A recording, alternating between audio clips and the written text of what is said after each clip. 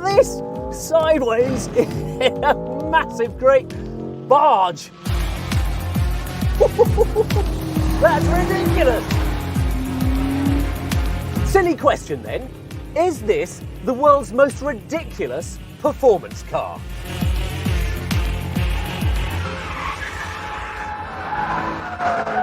Look, it's tall, it weighs well over 2.5 tons, and it loves to go sideways. That's pretty bonkers, right? It's the new Range Rover Sport SV, but we are not going to start on track. We're going to start out here, in a Range Rover's natural habitat.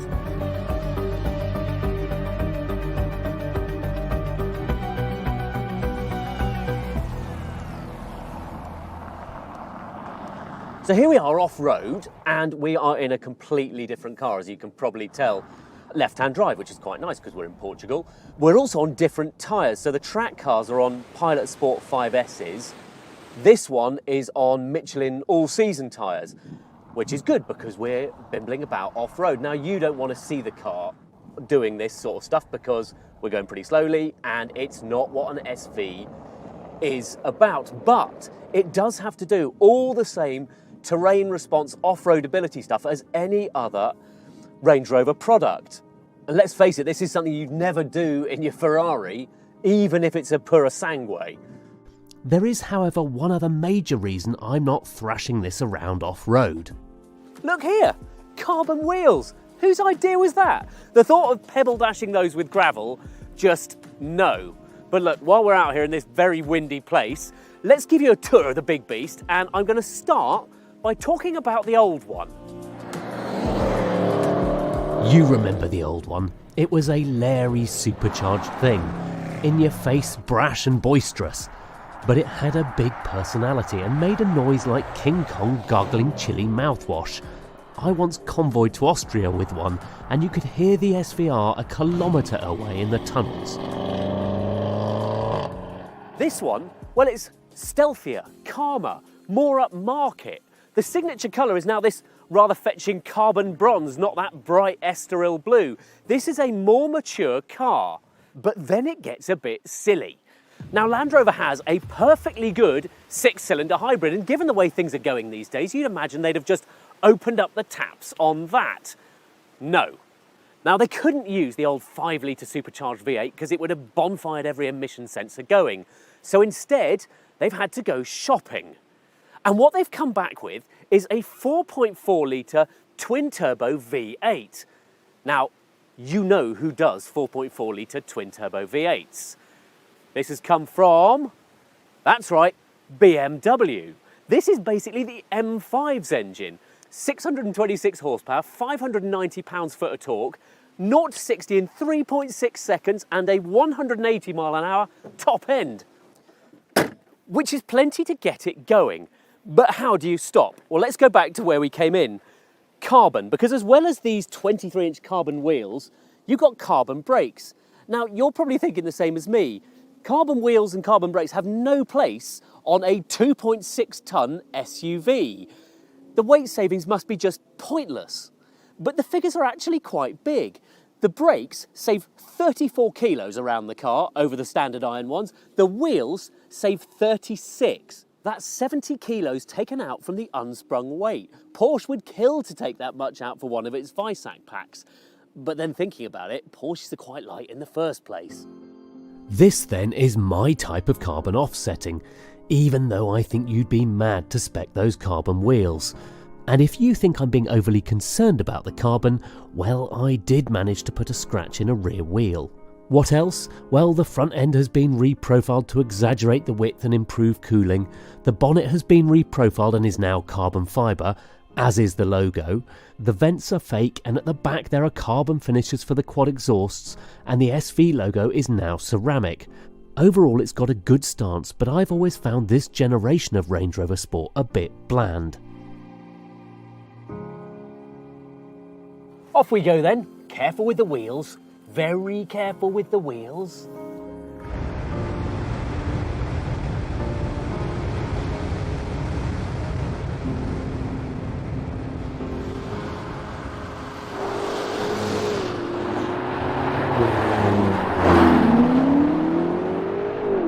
But let's face it, this is where this car is going to spend 95, 99% of its time on road.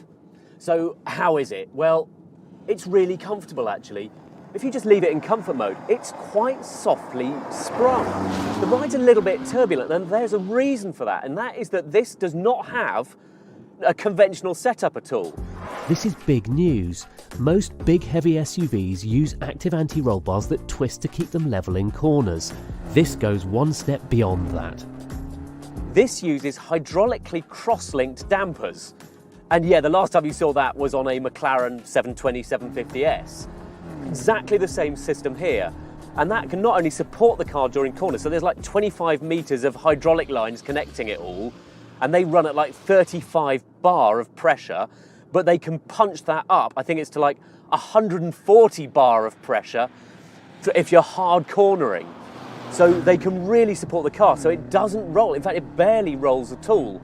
It keeps itself very, very level. They've really sharpened the steering up, so it's actually quite tight around corners. Land Rover calls it their 6D chassis, their 6D dynamics. It's very clever because it works not just on roll, but on pitch and dive. So under acceleration and braking, it doesn't change much either. No other big heavy SUV has tech to rival this, apart from maybe the Ferrari Purosangue, which is twice the money. Don't think of this as being as composed and precise as a Cayenne or a Lamborghini Urus. It's a rugby player, not a footballer. In sopping wet conditions, the traction control is a bit blunt and heavy-handed, but then think of the weight it's got to deal with. No wonder it's on high alert. It hasn't got that same really hardcore demeanour that the old one had. It's not as shouty and rowdy and loud. Still makes a good noise though. How does it handle when you start pushing a bit harder? Well, put it in SV mode, the paddles turn red, it makes a nice noise, and through quick corners it is remarkably stable and level. It will push into understeer, but once you've got it in track DSC, there's a bit of leeway going on. It will let you out and play a bit. Masses of torque, makes a good noise, goes pretty hard. People are gonna love it. Range Rover has worked with Subpack on a system that enables you to feel as well as hear your music. 4 ice hockey puck-like transducers are fitted in the front seat backs, vibrating along to the music and giving you a high-frequency massage. So to go with this body and soul seat, Land Rover has curated its own wellness tracks. It's basically worked with a university and come up with these tracks, and they are to promote mental and physiological well-being. I'd argue that a twin-turbo V8 already does that pretty effectively. So let's go and give that more of a workout, shall we?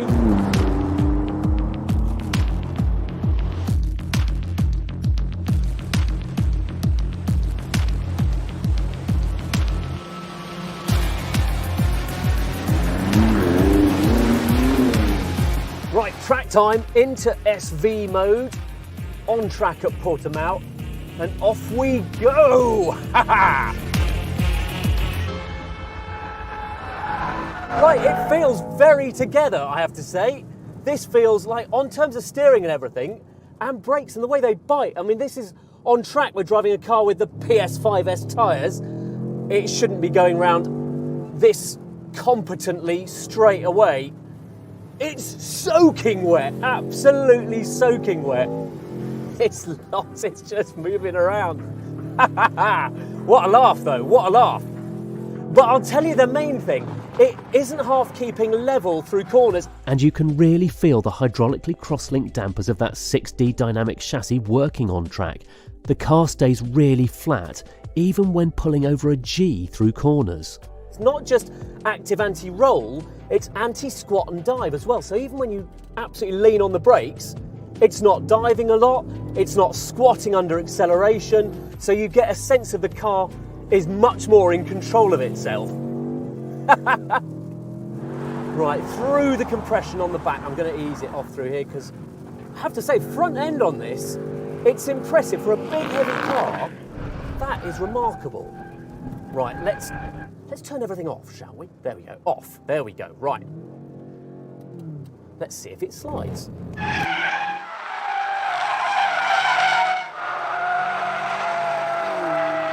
Oh, I'm all dry-throated. It's a big beast to be throwing around. Wow. It's a little bit scrappy when it's going sideways, but yep. But what do you expect? It's a whacking great off-roader, but it goes well. I mean, it's not... The M5 that uses this engine has more punch to it, as you'd expect, but this is not shambles at all. What it doesn't have, obviously, is the M5's switchable four-wheel drive system. This one is permanent four because it's a Land Rover. When the track dried out, the SV wasn't so eager to slide around. 626 horsepower wasn't enough to overcome the combined grip of the Michelin Pilot Sport tyres and 2.6 tonnes of body weight.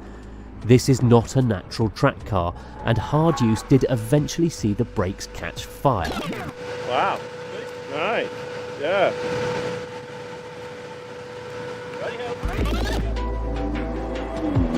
I don't mean to damn it with faint praise, but this is the most dynamic Range Rover there has ever been.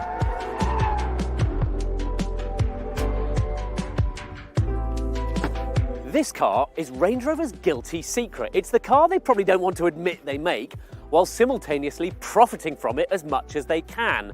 And they will be profiting. This thing is £171,000 before carbon for an Edition 1, and despite that, all 550 have already been sold.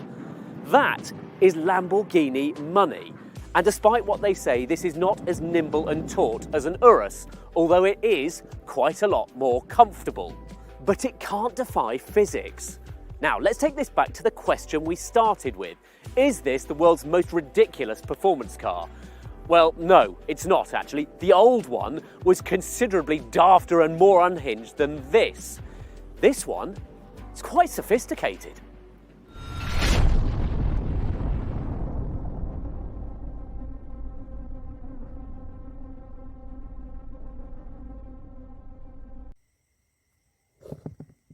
Chào các bạn nhé. Này mình sẽ làm món chả đường Tây.